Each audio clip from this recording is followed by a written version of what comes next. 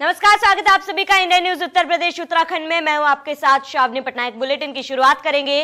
किसानों के आंदोलन का आज 16वां दिन है। किसान अपनी मांगों को लेकर दिल्ली सीमा पर डटे हुए हैं। सरकार से कई दौर की बातचीत हो चुकी है, लेकिन इस बैठक बेनतीजा रही। सरकार इस कानून में संशोधन करना चाहती है, लेकिन किसान इसको रद्द करने की मांग पर अड़े हुए हैं। वहीं इस बीच केंद्रीय कृषि मंत्री नरेंद्र सिंह तोमर ने अपने प्रस्ताव में किसानों की आपत्तियों के समाधान का सुझाव देने का प्रयास किया है। उन्होंने कहा कि किसानों को आंदोलन छोड़कर चर्चा का रास्ता अपनाना चाहिए। सरकार बातचीत के लिए तैयार है। हमारे संवाददाता ने कृषि मंत्री नरेंद्र सिंह तोमर से खास बातचीत की। क्या कुछ कहना है कृषि मंत्री का, आप भी सुनिए। देश भर में इस समय किसानों का आंदोलन चल रहा है। हमारे साथ बातचीत के लिए मौजूद है केंद्रीय कृषि मंत्री नरेंद्र सिंह तोमर साहब।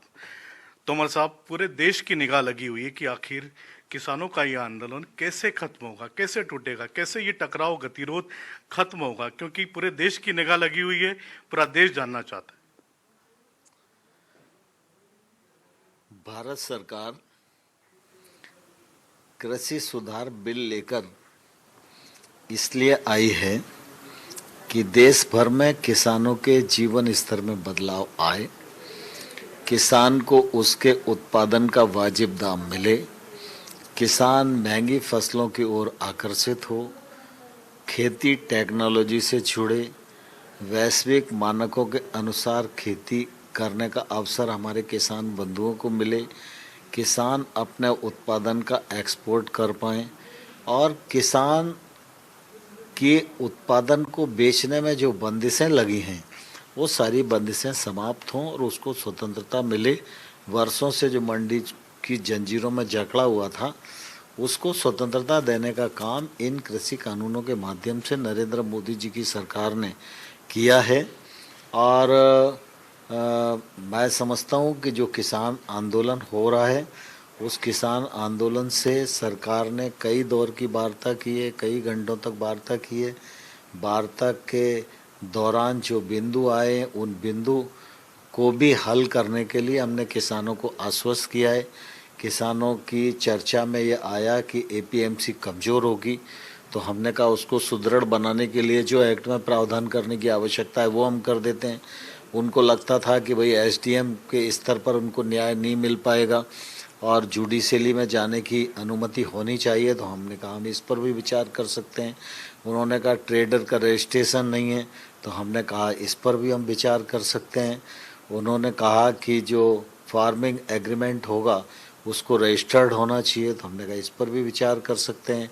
उन्होंने कहा फराली के मामले में किसान को आपराधिक मामलों में लपेटने की कोशिश की जा रही है, मैं कहा इसका भी समुचित समाधान करेंगे। इलेक्ट्रिसिटी एक्ट के बारे में उन्होंने कहा कि भाई इसमें ये किसानों के प्रतिकूल बनने जा रहा है, तो हमने कहा अभी तो वो अस्तित्व में आया नहीं है, लेकिन जब भी वो आएगा तो उसमें किसान नहीं होंगे और किसान वर्तमान व्यवस्था के अनुसार किसानी का काम चलता रहेगा, उनकी सब्सिडी चलती रहेगी, उनको कोई परेशानी नहीं होगी। मैं समझता हूँ भारत सरकार ने किसानों की कई दौर की बातचीत को सुनकर जो तत्व और आपत्ति थी उसका बिंदुवार समाधान करने का लिखित प्रस्ताव किसान यूनियन को भेजा है। किसानों के हित में यूनियन को विचार करना चाहिए, रिस्पॉन्ड करना चाहिए, सरकार के प्रस्ताव पर उनको चर्चा करनी चाहिए। भारत सरकार उनसे चर्चा के लिए तैयार है, हम उनके रिस्पॉन्स का इंतजार कर रहे हैं।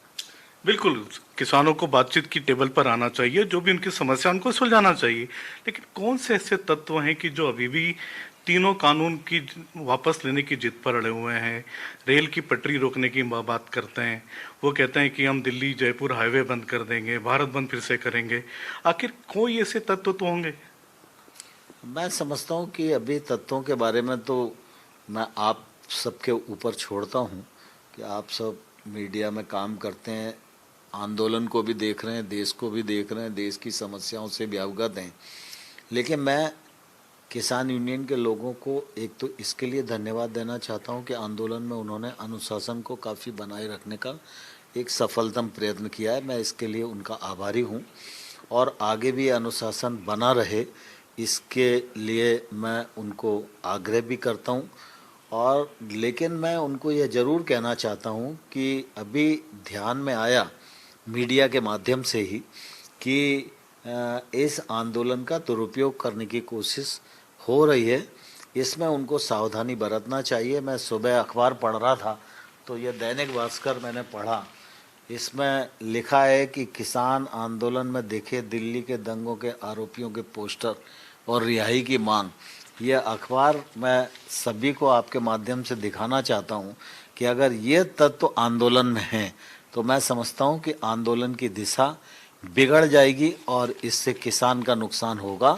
किसान हमारे देश का अन्नदाता है और किसान की समृद्धि के लिए, किसान की प्रगति के लिए, उन्नति के लिए, खेती को आगे बढ़ाने के लिए प्रधानमंत्री मोदी जी की प्रतिबद्धता थी, है और आने वाले कल में भी रहेगी। किसानों के हित में हमने कानून बनाया है। कानून में अगर किसी प्रकार की किसी प्रावधान में आपत्ति है, सरकार उस आपत्ति का निराकरण करने के लिए तैयार है। इसलिए किसान भाइयों को मैं अनुरोध करना चाहता हूं, वो अपने आंदोलन को निरस्त करें, वार्ता के माध्यम से समस्या का हल निकालें। सर 8 तारीख को भी जो किसान आप लोगों से मिले थे, ऐसा लग रहा था कि अब तो लगता सॉल्यूशन निकल जाएगा, संशोधन मान रहे हैं वो लोग, सरकार के जो सुझाव थे उनको मानने के लिए तैयार हो रहे थे, लेकिन उसके बाद से फिर से वही की वही बात आ गई। नहीं, मतलब मैं समझता हूँ कि कुल मिला के इस आंदोलन में एक्चुअल में बहुत सारी यूनियन शामिल है और इसलिए वो कोई एक रास्ता तय नहीं हो पा रहा है। और मैं यूनियन के सभी लोगों को ये कहना चाहता हूँ कि कुल मिला के वो उनको सिर्फ और सिर्फ किसान के हित में सोचना चाहिए, उस पर बात करना चाहिए और कानून में किसान का हित कैसे अधिक हो सकता है, इस मामले में सरकार से चर्चा करनी चाहिए। किसान के हित में किसी भी स्तर पर सरकार चर्चा करने के लिए, वार्ता करने के लिए तैयार है और किसानों के हितों का संवर्धन करने के लिए तैयार है। आखिरी सवाल, मंत्री जी एक चीज बताइए कि सरकार ने तो अपना प्रस्ताव दे दिया, आपने खुद ने प्रस्ताव दिया बातचीत के लिए, अभी तक आप लोगों को किसानों की ओर से क्या रिस्पांस मिला और आखिर ये टकराव आखिर खत्म कैसे होगा? यानी टकराव का सवाल नहीं उठता है। भारत सरकार किसानों के प्रति प्रतिबद्ध है और देश में खेती फायदे में आए, किसान की आमदनी 2022 तक दोगुनी हो, इस दृष्टि से मोदी सरकार ने लगातार 6 वर्षों में कोशिश की है। मोदी जी एकमात्र ऐसे प्रधानमंत्री हैं जिन्होंने आने के बाद एमएसपी को 1.5 गुना किया। मोदी जी के राज में ही एमएसपी का फ़ायदा ज़्यादा से ज़्यादा किसानों को मिला। सरकार की खरीद की वॉल्यूम को मोदी जी ने बढ़ाया। पहले गेहूं और धान पर ही खरीद होती थी, अब दलहन और तिलहन पर भी खरीद शुरू हुई है। यह मोदी जी के कारण ही हुई है। देश भर में 10,000 एफपीओ बनाने का काम शुरू हो रहा है, यह मोदी जी के नेतृत्व में ही हो रहा है। 1 लाख करोड़ रुपए का इंफ्रास्ट्रक्चर फंड कृषि के क्षेत्र में, फिशरीज के क्षेत्र में 20,000 करोड़ रुपया, एनिमल हस्बेंड्री के क्षेत्र में 15,000 करोड़ रुपया, फूड प्रोसेसिंग के क्षेत्र में 10,000 करोड़ रुपया, हर्बल खेती के लिए 4,000 करोड़ रुपया और मधुमक्खी पालन के लिए 500 करोड़ रुपए का ये पूरा 1.5 लाख करोड़ का जो फंड आत्मनिर्भर पैकेज के अंतर्गत दिया है, यह फंड नीचे तक पहुंचेगा और किसान के जीवन स्तर में बदलाव लाएगा। जो नए कानून हैं वो नए कानून इस पूरे फंड के माध्यम से किसान को फ़ायदा हो और खेती और किसानी फ़ायदे में आए, हमारा किसान महंगी फसलों की ओर आकर्षित हो और वह अपने उत्पादन का वाजिब मूल्य प्राप्त कर सके, इसका मार्ग प्रशस्त करने वाले ये एक्ट हैं। लेकिन सरकार का इस मामले में कोई ईगो नहीं है। एक्ट हमने बनाया, बहुत साफ नीयत से बनाया, किसानों के हित में बनाया, किसानों को अपनी उपज को बेचने की स्वतंत्रता देने के लिए बनाया। किसान महंगी फसलों की ओर आकर्षित हो, वो अपनी जोखिम को प्रोसेसर पर ट्रांसफ़र कर सके, उसकी ज़मीन को किसी प्रकार का खतरा ना हो, उसको बुआई से पहले मूल्य की गारंटी मिले और वो किसी भी प्रकार के रिस्क को लेने के लिए तैयार हो सके। इस दृष्टिकोण के आधार पर ये कानून लाए गए हैं।